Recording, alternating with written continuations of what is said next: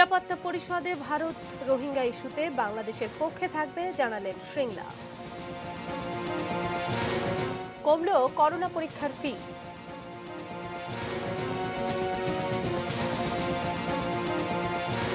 শর্তের জাতা কলে দেশে আটকে আছেন আমিরাত প্রবাসী শ্রমিকরা। ব্যাংকে ফিরেছে স্বাভাবিক কার্যক্রম।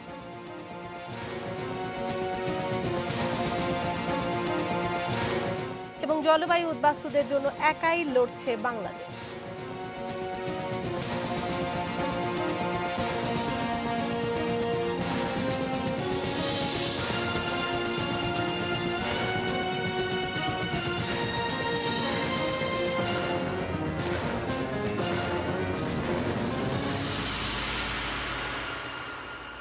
এটি নিউজ দেখছেন, আখি ভদ্র স্বাগত জানাচ্ছি বেলা ৩টা নিউজ আওয়ারে। এতক্ষণ শিরোনামগুলো জানিয়ে দিয়েছিলাম।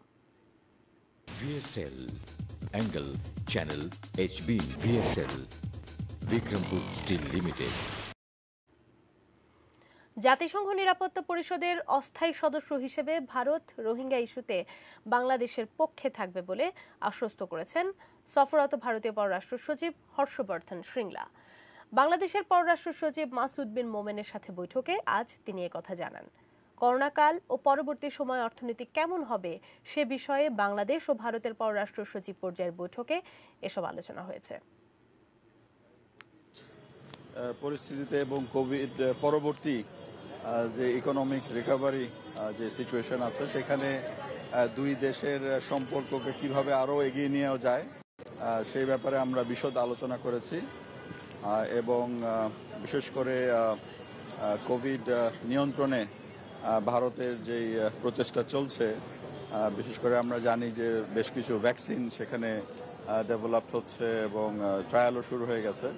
তো আমরা অফার করেছি যে আমাদের দিক থেকে যদি কোনো সহযোগিতার প্রয়োজন হয়, বিশেষ করে ট্রায়ালের ক্ষেত্রে, তাহলে আমরা প্রস্তুত আছি। বাংলাদেশ ও ভারতের পররাষ্ট্র সচিব পর্যায়ের বৈঠকটি শেষ হয়েছে। আর দুদিনের সফর শেষে কিছুক্ষণের মধ্যেই ঢাকা ছাড়ছেন ভারতের পররাষ্ট্র সচিব হর্ষবর্ধন শ্রীংলা। আর বৈঠকে কি কি বিষয় আলোচনা হলো সে সম্পর্কে বিস্তারিত জানতে আর সহকর্মী আশিকুর রহমান অপুর সঙ্গে যোগাযোগের চেষ্টা করছি। অপু, সীমান্ত হত্যা, করোনা ভ্যাকসিন, তিস্তা ইস্যু বা নিরাপত্তা পরিষদের অস্থায়ী সদস্য হিসেবে ভারতের রোহিঙ্গা ইস্যুতে কাজ করার বিষয় নিয়ে বৈঠকে যদি কোনো আলোচনা হয়ে থাকে সেটি কি আপনি আমাদেরকে জানাতে পারেন কিনা?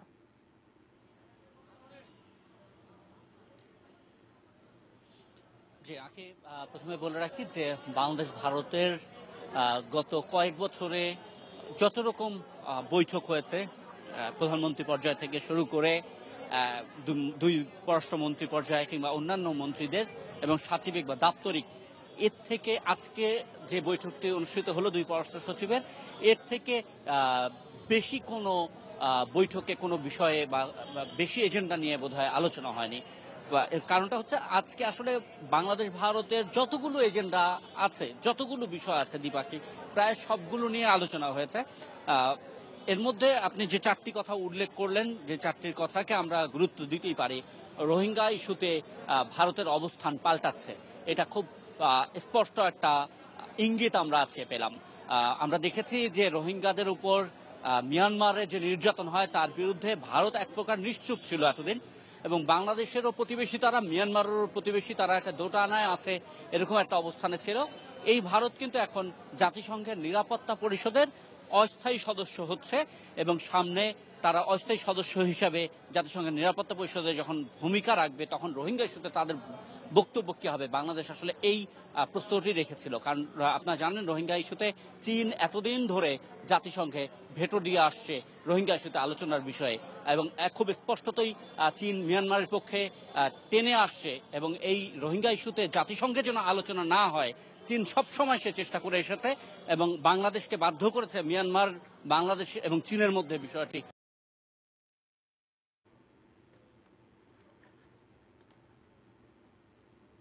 হবে, বাংলাদেশের পাশে দাঁড়াবে। হর্ষবর্ধন শ্রীংলা ভারতের পররাষ্ট্র সচিব, তাকে আমি জিজ্ঞেস করেছিলাম ভারতের কৌশল কি হবে অস্থায়ী সদস্য হিসাবে। তারা বলছেন যে আমরা অস্থায়ী সদস্য হিসাবে যখন কাজ করা শুরু করব আমরা অবশ্যই এটা নিয়ে সম্পূর্ণভাবে কাজ করব। এতদিন কিন্তু ভারত এই ভাষায় কথা বলেনি, ফলে রোহিঙ্গা ইস্যুতে ভারতের অবস্থানের স্পষ্ট একটি পরিবর্তন হয়েছে। দ্বিতীয় যে প্রসঙ্গটি আনবো, সীমান্ত হত্যা। বাংলাদেশের পররাষ্ট্র সচিব তার এখানে যিনি যখন সাংবাদিকদের সাথে কথা বলেছেন, তিনি বলছেন যে গত 7-8 মাসে ভারত বাংলাদেশ সীমান্তে হত্যা অনেক বেড়ে গেছে। এটা নিয়ে বাংলাদেশ তাদের উদ্বেগ জানিয়েছে এবং ভারতের পররাষ্ট্র সচিব এতদিন কিন্তু সীমান্ত হত্যা নিয়ে কথা হলে হ্যাঁ আমরা জিরো টলারেন্সে নিয়ে আসবো, সীমান্ত হত্যা শূন্যের কোটায় নিয়ে আসার জন্য দুই দেশ একমত, এই কথাগুলো এসেছে।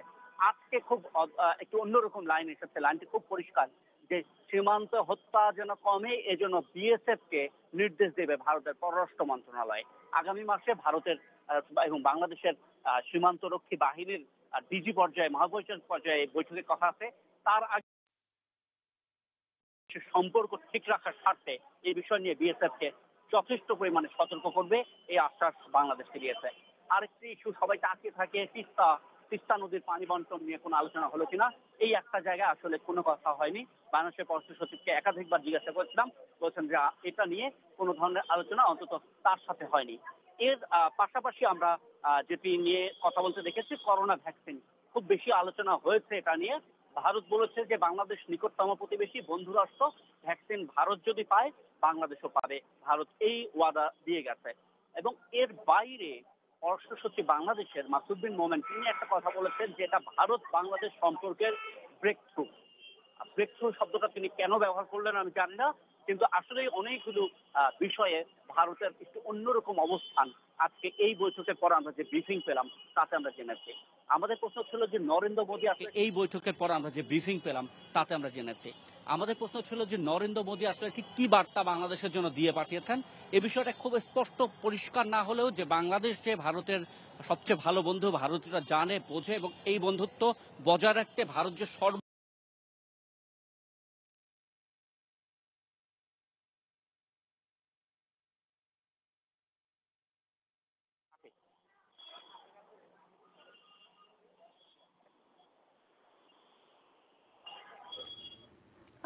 আশিকুর রহমান অপুর সংযোগটি আমরা হারিয়ে ফেলেছি। আমরা তাকে ধন্যবাদ জানাই, কারণ পুরো বৈঠকটি যে বিষয়গুলো উঠে এসেছে বৈঠকে, সেই সমস্ত বিষয়গুলো বেশ স্পষ্ট করেই আমাদের সহকর্মী আশিকুর রহমান অপু আমাদেরকে জানাতে পেরেছেন।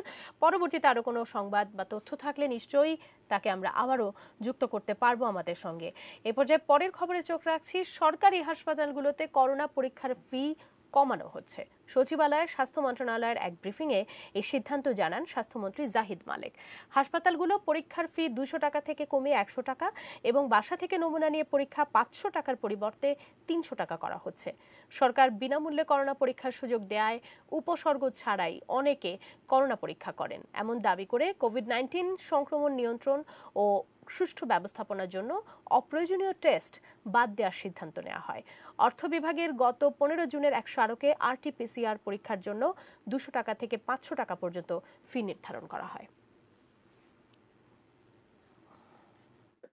200 টাকা যে ফিজ নেওয়া হতো সেটাকে কমিয়ে এখন থেকে 100 টাকা করা হবে।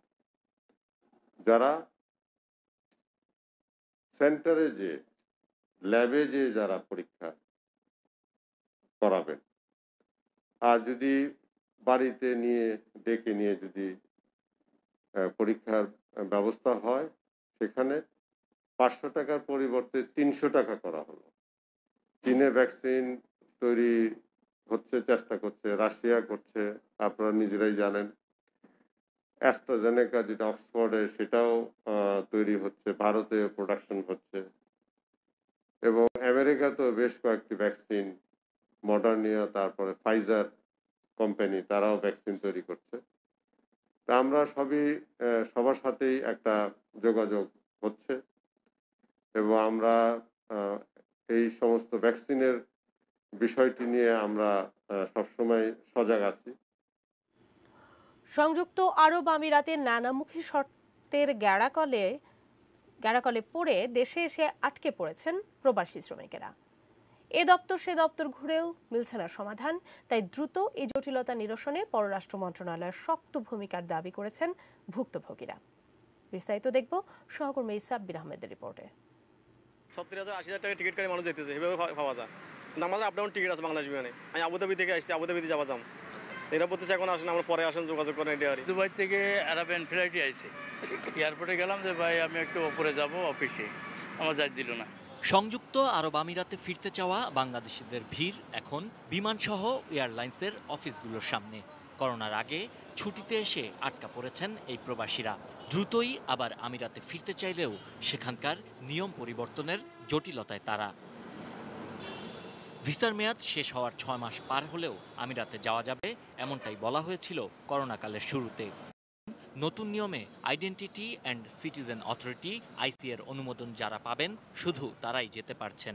এক্ষেত্রে 6 মাসের সেই নির্দেশনা কখনো মানা হচ্ছে, কখনো নয়। মানে যাদের 6 মাস পুরো হয় না তারা যাইতে পারবে। তো আমরা এখানে আসছি, আসার পরে এরা আমার এখানে চাইছে 6 মাস পুরনো নওয়াতে হে টিকিট দিল, বলে যে আপনার 17 তারিখে আপনাদের ফেলাই। গ্রিন সিগন্যাল অবশ্যই পেপারও নিয়ে আসছি আমি, তো তারপরে ওরা মানে দিতেছে না, পাত্তা দিতেছে না। অন্যদিকে স্পষ্ট কোনো নির্দেশনা না থাকায় বিমান বাংলাদেশ আইসি এর অনুমোদন থাকলেও ভিসা শেষ হওয়ার পর 6 মাস পেরোনোর অজুহাতে যেতে দিচ্ছে না শ্রমিকদের। দুবাইতেও যাচ্ছে, শারজাতেও যাচ্ছে, ওই দুই জায়গায় কিন্তু সমস্যা হচ্ছে না। সমস্যা হচ্ছে একটা জায়গায়, সেটা হলো আবুধাবিতে। তাদের নীতিগত কোনো সমস্যা হচ্ছে, যে তাদের নীতিগত সমস্যার জন্যই আজকে এই প্যাসেঞ্জার যারা যাচ্ছেন যে ফিরে আসতেছেন। অনেক বাংলাদেশি এখন যাওয়ার জন্য অপেক্ষায় আছেন, কিন্তু ওই দেশের যদি ইমিগ্রেশন পলিসি অথবা ওই দেশের এন্ট্রি পলিসিতে তো ওরা ক্রমাগত ছাড়ছে। কিন্তু এখন তো আমরা দেখতে পাচ্ছি যে আমার তো গতকালের ফ্লাইটে 204 জন যাওয়ার কথা ছিল, মাত্র তো 41 জন এখানে তারা বোর্ডিং পাস দিতে পেরেছে। 41 জন 29 জনকে আবার ফেরতও পাঠাচ্ছে। আমাদের যাত্রীদেরকে সহযোগিতা করার জন্য আমরা প্রস্তুত, কিন্তু ওই যে বললাম যে এক এক দেশের নিয়ম এক এক রকম। ওনারা যখনই আমাদেরকে অনুমোদন দিচ্ছেন তখনই কিন্তু আমরা প্রসিড করতে পারছি। যদি ওনারা আমাদেরকে ছাড় দেন, ফ্রিকোয়েন্সি বাড়িয়ে দেন, তাহলে আমরা ফ্লাইট পরিচালনা করতে পারবো। করোনার কারণে ফ্লাইট বাতিল হওয়ায় মার্চের আগ পর্যন্ত যারা বিভিন্ন গন্তব্যের টিকিট কিনেছেন তারা 2021 সালের 14 মার্চ পর্যন্ত এই টিকিটে কোনো বাড়তি ফি ছাড়া ভ্রমণ করতে পারবেন বলে জানিয়েছে বিমান বাংলাদেশ। সাব্বির আহমেদ, এটিএন নিউজ, ঢাকা। এবারের বন্যায় ফসলি জমির ব্যাপক ক্ষতি হলেও সরকার যেসব উদ্যোগ নিয়েছে তাতে করে দেশে খাদ্য উৎপাদনে প্রভাব পড়বে না বলে জানিয়েছেন কৃষিমন্ত্রী ডক্টর আব্দুর রাজ্জাক। দুপুরে এক ভার্চুয়াল সংবাদ সম্মেলনে মন্ত্রী জানান, 3 দফা বন্যায় দেশের 37 জেলায় 1323 কোটি টাকার ক্ষতি হয়েছে। সংবাদ সম্মেলনে মন্ত্রী জানান, বন্যায় ক্ষতিগ্রস্ত কৃষকদের আর্থিক সহায়তার পাশাপাশি প্রযুক্তিগত সহায়তা দেওয়া হবে। একই সাথে বিনামূল্যে বীজ এবং সারও বিতরণ করার কথা জানান তিনি। এ সময় প্রয়োজনে সীমিত পরিসরে চাল আমদানি নীতিগত সিদ্ধান্ত নেওয়া হয়েছে বলেও জানান কৃষিমন্ত্রী। 37টি জেলায় সর্বমোট 1323 কোটি টাকার ফসল ক্ষতি হয়েছে। বন্যার পানিতে তলিয়ে যাওয়া ফসলি জমির পরিমাণ 2,57,148 হেক্টর। প্রকৃতি সবসময় একটা অনিশ্চয়তার মধ্যে আমাদেরকে রাখে, তারপরেও আমরা আশা করছি যে সার্বিকভাবে দেশে খাদ্য উৎপাদনে বড় ধরনের প্রভাব পড়বে না এবং আমরা বড় কোনো সংকটে পড়ব না। পুরো বিশ্বের সমবেদনা পেয়েছে মিয়ানমার থেকে বাস্তুচ্যুত বাংলাদেশে আশ্রয় নেয়া রোহিঙ্গা জনগোষ্ঠী। কিন্তু বাংলাদেশে জলবায়ু পরিবর্তন ও নানা প্রাকৃতিক দুর্যোগে প্রতি বছর এর চেয়েও কয়েক গুণ বেশি মানুষ উদ্বাস্তু হয়। ভিটে মাটি, সহায় সম্বল হারিয়ে কেমন আছে তারা? কক্সবাজার থেকে ফিরে রিফাত আহমেদের তোলা ছবিতে তাই জানাচ্ছেন আরাফাত সিদ্দিকী।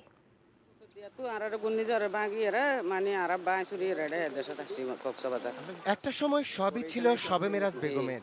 গোলা ভরা ধান, পুকুর ভরা মাছ আর কক্সবাজারের কুতুবদিয়ায় ছিল বিশাল বসতবাড়ি। 1991 সালের সেই ভয়াবহ ঘূর্ণিঝড় কেড়ে নিয়েছে সবই। গত 29 বছর ধরে শবে মেরাজের নতুন পরিচয় জলবায়ু উদ্বাস্তু। আপনাদের পরিবারে কতজন আছেন? 8 জন আছে। 8 জন? জি। ওনারা কি করেন? কি করে আরোগ্য প্রতিবন্ধী মরত আছে, তো আর 3টা মাইয়া আছে, 2 মরত আছে, আর আরা বুঝাবুরি 2 জন। শবে মেরাজ ও তার পরিবারের মতো কক্সবাজারের কুতুবদিয়া পাড়ায় লাখো মানুষ বছরের পর বছর ধরে এমনই মানবেতর জীবনযাপন করছেন। ক্ষেত্রবিশেষে তাদের অবস্থা বাংলাদেশে আশ্রয় নেয়া রোহিঙ্গা জনগোষ্ঠীর চেয়েও কঠিন, মানবেতর।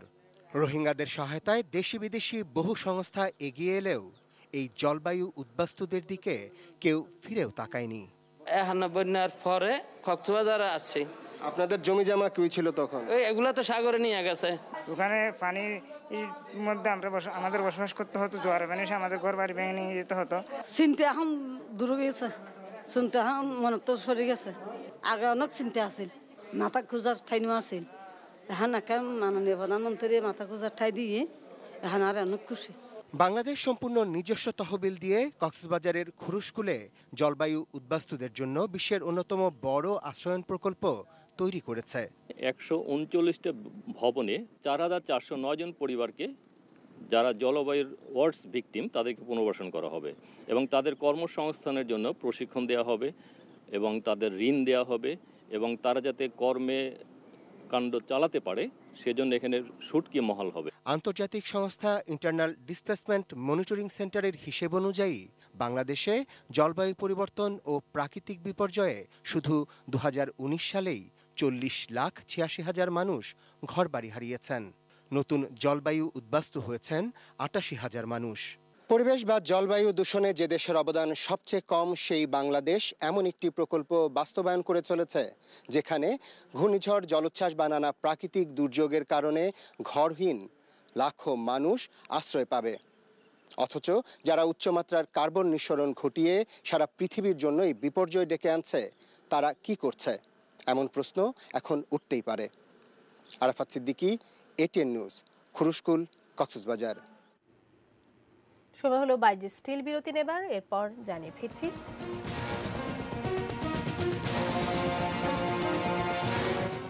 ইতিহাসের ফুটনোট কখনো ভাঙন ও করোনায় অর্থনৈতিকভাবে বিপর্যস্ত চরাঞ্চলের মানুষ।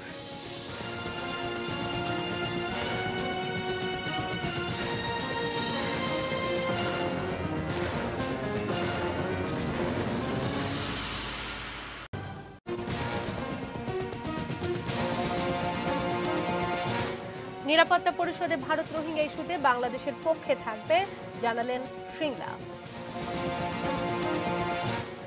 কমল করোনা পরীক্ষার ফি।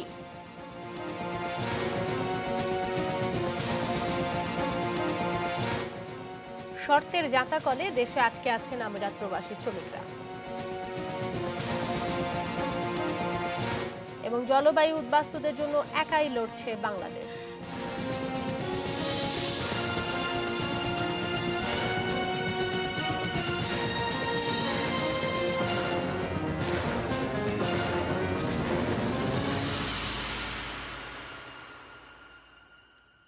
বিরতির পর ফিরে এসে নিউজ আওয়ারে আরও একবার স্বাগত জানাচ্ছি। ফিরতে ফিরতে জানিয়ে দিচ্ছিলাম শিরোনামগুলো। ইতিহাসের ফুটনোট কখনো ইতিহাসের নায়ক হতে পারে না বলে মন্তব্য করেছেন আওয়ামী লীগের সাধারণ সম্পাদক এবং সড়ক পরিবহন ও সেতুমন্ত্রী ওবায়দুল কাদের। জিয়াউর রহমানকে ছোট করা হচ্ছে বলে বিএনপি মহাসচিব মির্জা ফখরুল ইসলাম আলমগীরের অভিযোগের পরিপ্রেক্ষিতে সকালে এক ভিডিও বার্তায় এ মন্তব্য করেন তিনি।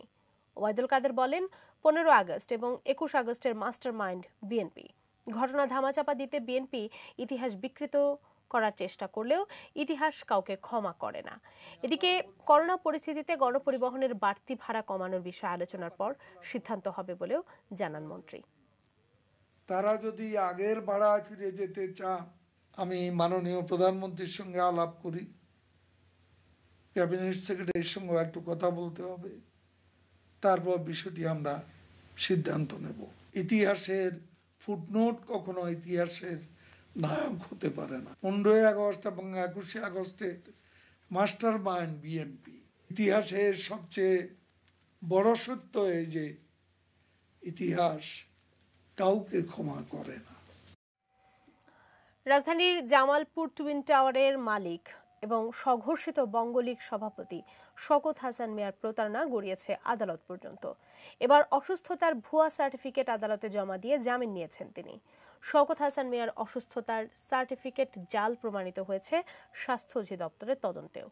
বেসরকারি বিশ্ববিদ্যালয় ইউআইটিএস এর আইনজীবী জানান, শওকত হাসানের জামিন আবেদন বাতিলের জন্য আবেদন করবেন তারা। আরও জানাচ্ছেন সম্রাট আনোয়ার। বিভিন্ন সময়ে প্রতারণার আশ্রয় নিয়েছেন রাজধানীর বারিধারার জামালপুর টুইন টাওয়ারের মালিক শওকত হাসান মিয়া। রাজনৈতিক ফায়দা লুটতে নিজেকে পরিচয় দেন বঙ্গলীগ সভাপতি হিসেবে। পিএইচপি ফ্যামিলির চেয়ারম্যান সুফি মোহাম্মদ মিজানুর রহমানের স্বাক্ষর জাল করে 57 কোটি টাকা চাঁদা দাবির মামলার সত্যতা পাওয়ায় পিবিআই এরই মধ্যে শওকত হাসান মিয়ার বিরুদ্ধে চার্জশিট দাখিল করেছে। এদিকে বেসরকারি বিশ্ববিদ্যালয়ে ইউআইটিএস এর উপাচার্যের গাড়ি থামিয়ে ৬০ কোটি টাকা চাঁদা দাবির জন্য ভাটারা থানায় করা মামলায় ২৭ জুলাই জেল হাজতে প্রেরণ করা হয় তাকে। কিন্তু ১৬ দিনের মাথায় ১২ই আগস্ট ভুয়া অসুস্থতার সার্টিফিকেট দেখিয়ে ঢাকার বিজ্ঞ মেট্রোপলিটন ম্যাজিস্ট্রেট শারাফুজ্জামান আনসারীর আদালতে জামিন লাভ করেন শওকত হাসান মিয়া। এখানেও প্রতারণার আশ্রয় নিয়েছেন তিনি। স্বাস্থ্য অধিদপ্তরের তদন্তেও এ মেডিকেল সার্টিফিকেট ভুয়া প্রমাণিত হয়। এই যে বিভিন্ন প্রতিষ্ঠানে যে ভুয়া সার্টিফিকেট দিচ্ছে, কিরাও একদিন ধরা পড়ছে বা পড়তেছে, এরকম কোনো কমপ্লেন আসলে আমরা সেটাকে তদন্ত করি, যেটা পাই সেটার এগেনস্টে আমরা দ্রুত পদক্ষেপ গ্রহণ করি। এদিকে রামপুরার ডেল্টা স্পেশালাইজড হাসপাতাল কর্তৃপক্ষ জানায়, ফেব্রুয়ারির ১৭ তারিখ থেকে মার্চের ১৭ তারিখ পর্যন্ত এই ১ মাসের মধ্যে শওকত হাসান নামে কোনো রোগী ভর্তি হয়নি। সকল ডকুমেন্টস চেক করে আমার হসপিটালের রেজিস্টার খাতা, তারপর সফটওয়্যার কপি, এগুলো চেক করে দেখে ওনার কোনো তথ্য এখানে নথিভুক্ত নাই।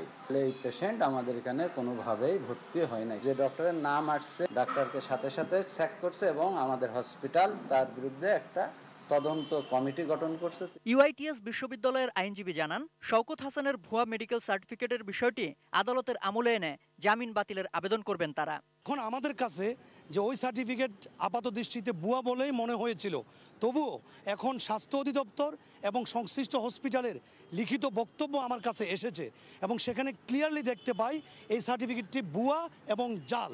সুতরাং এখন আমরা এই জামিন আদেশটাকে রদ এবং রহিত করার জন্য আমার ভিকটিম ইউআইটিএস কর্তৃপক্ষের পক্ষ থেকে আমরা বিজ্ঞ সিএমএম আদালতে যাব এবং প্রয়োজনে সর্বোচ্চ আদালতে এর প্রতিকারের জন্য আমরা যাব। এদিকে শওকত হাসানের আইনজীবী এটিএন নিউজকে জানিয়েছেন, তারা জামিন আবেদন করলেও ভুয়া অসুস্থতার মেডিকেল সার্টিফিকেটের বিষয়ে কিছুই জানেন না। এই মামলাটাতে প্রথমে একজন আইনজীবী ছিলেন, এই মামলাটা যিনি প্রথম মুভ করছিলেন, তারা তখন নথির মধ্যে মেডিকেলের কাগজগুলো দিচ্ছিল, হয়তোবা আমি দেখিনি, কিন্তু আমি সব কিছু বলিনি, আমার সব বিষয়ের মধ্যে এটা ছিল না। আমরা ৩ জন আইনজীবী ছিলাম এটার মধ্যে।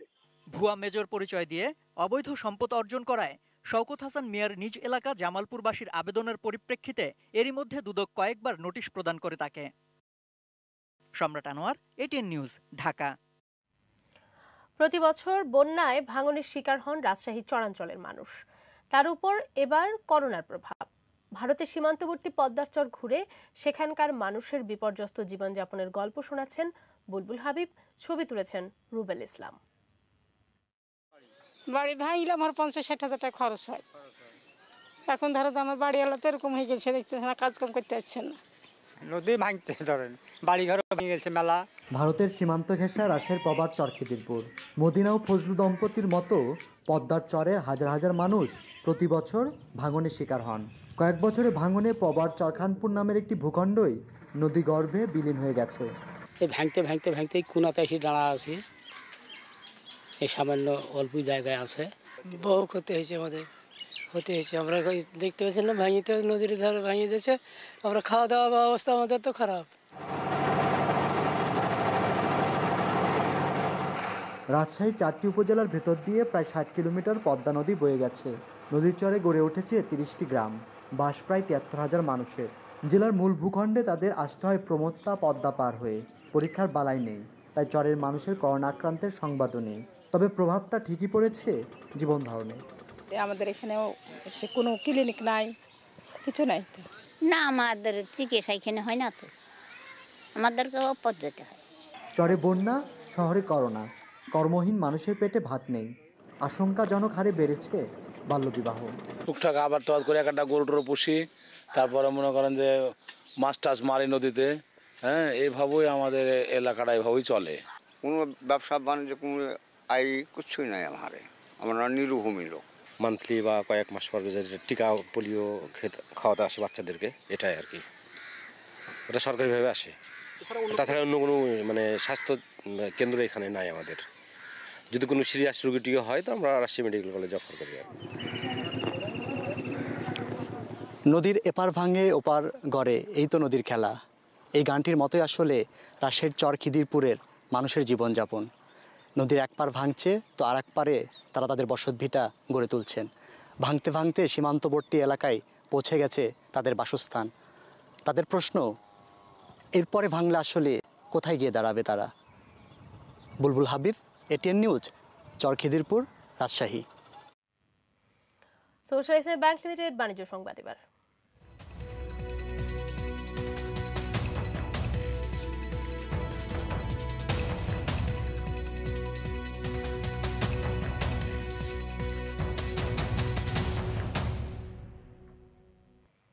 করোনা পরবর্তী অর্থনীতি চাঙ্গা করতে বিদেশি বিনিয়োগ আকর্ষণের চেষ্টা করছে বাংলাদেশ। একই সঙ্গে শুধুমাত্র তৈরি পোশাক খাতের উপর নির্ভরশীল না থেকে রপ্তানি পণ্যের বহুমুখীকরণের উপর জোর দেওয়া হচ্ছে। পররাষ্ট্র প্রতিমন্ত্রী শাহরিয়ার আলম আজ এক অনলাইন সভায় এসব কথা জানান। করোনার ধাক্কায় সদ্য সমাপ্ত 2019-20 অর্থ বছরের বাংলাদেশের রপ্তানি আয় কমেছে 16.93%। এমন পরিস্থিতিতে কিভাবে রপ্তানির বাজার পুনরুদ্ধার এবং বিদেশি বিনিয়োগ আকর্ষণ করা যায় তা নিয়ে অনলাইন আলোচনা সভার আয়োজন করে Dhaka chamber of commerce and industries. সভায় মূল প্রবন্ধে বলা হয়, রপ্তানি বাড়াতে এবং বিদেশি বিনিয়োগ আকর্ষণে দেশীয় মানব সম্পদের দক্ষতা ও উৎপাদনশীলতা বাড়ানো দরকার। এজন্য চাই শিক্ষা ও প্রশিক্ষণ খাতে জরুরি ভিত্তিতে ব্যাপক বিনিয়োগ। কমাতে হবে ব্যবসা করার খরচও। পররাষ্ট্র প্রতিমন্ত্রী বলেন, বিনিয়োগ ও রপ্তানি উৎসাহিত করতে সব ধরনের নীতি সহযোগিতা অব্যাহত রাখবে সরকার। তবে পণ্যের বাজার অনুসন্ধান ও রপ্তানি পণ্যে বৈচিত্র্য আনার দায়িত্ব ব্যবসায়ীদেরই। এবার মেটাল প্রেজেন্স কৃষি সংবাদ, সুজলা সুফলা।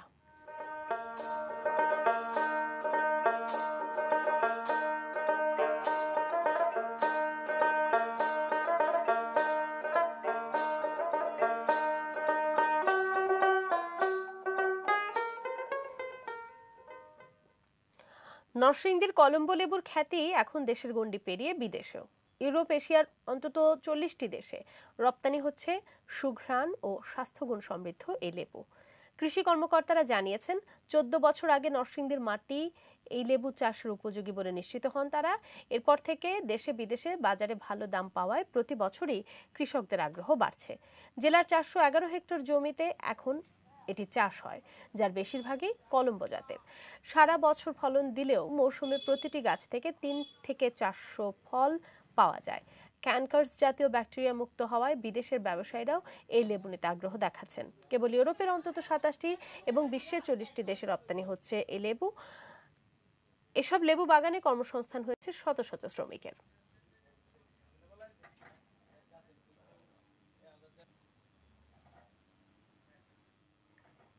বাজেটের বিরতি নিচ্ছে, আবার এরপর জানিয়ে ফিরছি।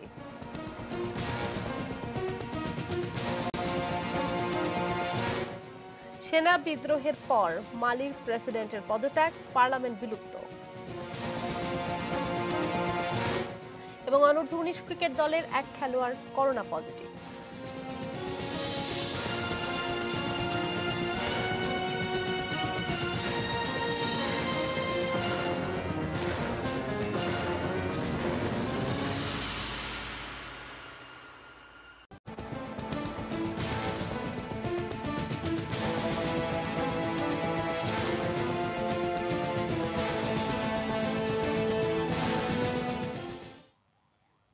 বিরতির পর ফিরে এসে সবাইকে আরো একবার স্বাগত। এ পর্যায়ে দেশের বাইরের খবর জানাবো।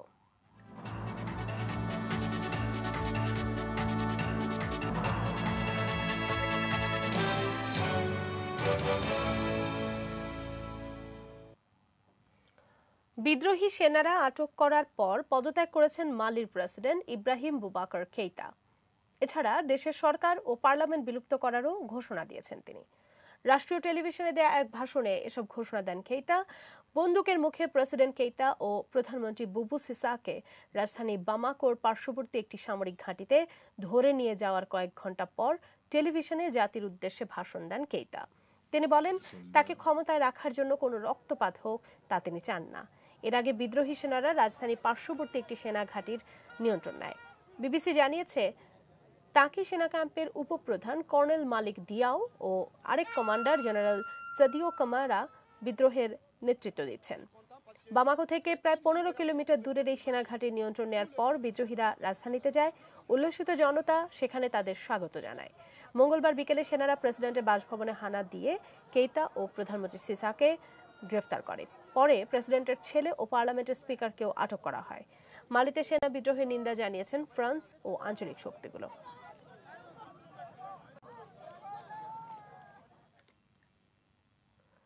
খেলার খবর এবার।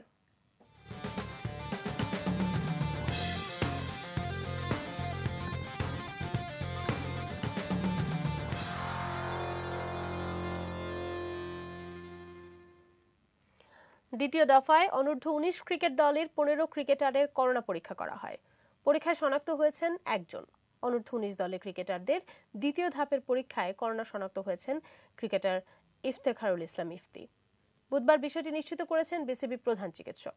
ইফতিকে আপাতত একাডেমি ভবনে আইসোলেশনে রাখা হবে বলে জানানো হয়েছে। আগামী 23 আগস্ট থেকে বাংলাদেশ ক্রীড়া শিক্ষা প্রতিষ্ঠান বিকেএসপিতে শুরু হবে অনূর্ধ্ব 19 দলের আবাসিক ক্যাম্প। আর এই ক্যাম্পকে সামনে রেখে 45 জন ক্রিকেটারকে ডাকা হয়েছে। 3টি গ্রুপে ভাগ করা হয়েছে ক্রিকেটারদের। ক্যাম্পে যোগ দেওয়ার আগে সবাইকে ধারাবাহিকভাবে করোনা টেস্ট করানোর সিদ্ধান্ত নিয়েছে বিসিবি। বৃহস্পতিবার তৃতীয় ধাপে বাকি ক্রিকেটারদের করোনা পরীক্ষা করানো হবে।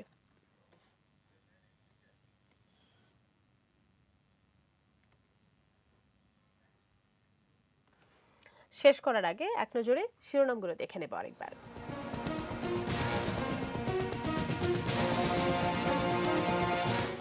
নিরাপত্তা পরিষদে ভারত রোহিঙ্গা ইস্যুতে বাংলাদেশের পক্ষে থাকবে, জানালেন শ্রীংলা। কমল করোনা পরীক্ষার ফি।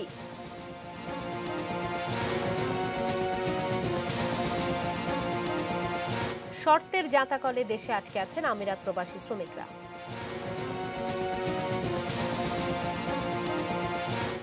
জলবায়ু উদ্বাস্তুদের জন্য একাই লড়ছে বাংলাদেশ।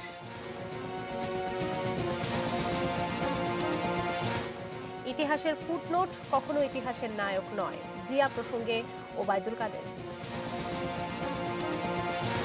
বন্যার ভাঙন ও করোনায় অর্থনৈতিকভাবে বিপর্যস্ত চরাঞ্চলের মানুষ। সেনা বিদ্রোহের পর মালির প্রেসিডেন্টের পদত্যাগ, পার্লামেন্ট বিলুপ্ত। এবং অনূর্ধ্ব 19 ক্রিকেট দলের এক খেলোয়াড় করোনা পজিটিভ।